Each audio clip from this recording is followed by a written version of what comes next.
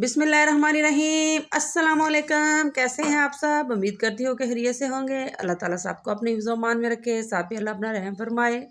रमज़ान आ गया है तो अदरक लहसुन पीस कर इसको हम फ्रिज में रखेंगे ताकि आराम आराम से गुजरे हमारा रमज़ान, क्योंकि बहुत जल्दी जल्दी होती है।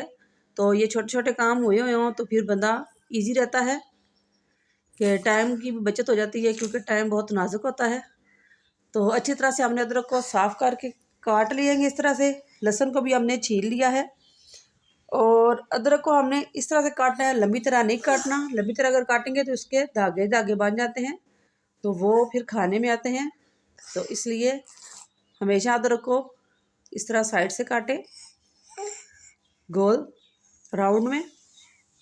अब इनको हम पीस लेंगे और पीस कर हम इनको एक जार में सेव कर लेंगे।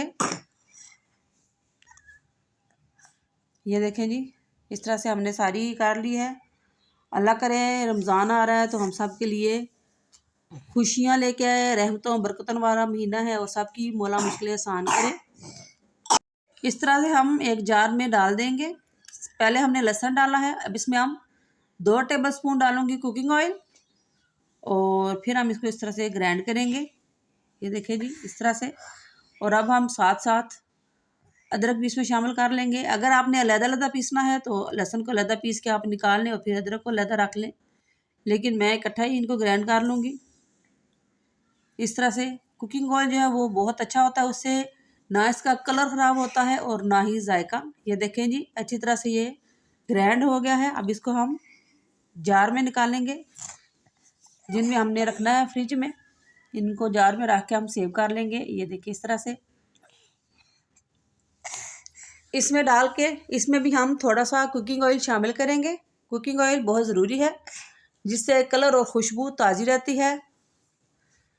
ये आप 3 से 4 महीने के लिए आराम से इसको इस्तेमाल कर सकते हैं, ये ख़राब नहीं होगा। ये देखें इस तरह से एंड पे भी हम थोड़ा सा कुकिंग ऑयल डाल देंगे और इसी तरह से हम दूसरे जार में भी डाल लेंगे। इंशाल्लाह ये भी रेसिपी आपको बहुत पसंद आएगी। दुआओं में याद रखिएगा। बहुत सारी दुआओं के साथ अपना बहुत सारा ख्याल रखना। इसी दुआ के साथ इजाज़त चाहूँगी कि अल्लाह रमज़ान में सबको सेहत और तंदुरुस्ती दे और इबादत करने का सबको मौका मिले। ठीक है जी, फिर मिलेंगे। तब तक अपना बहुत सारा ख्याल रखना। अल्लाह दे हवाले।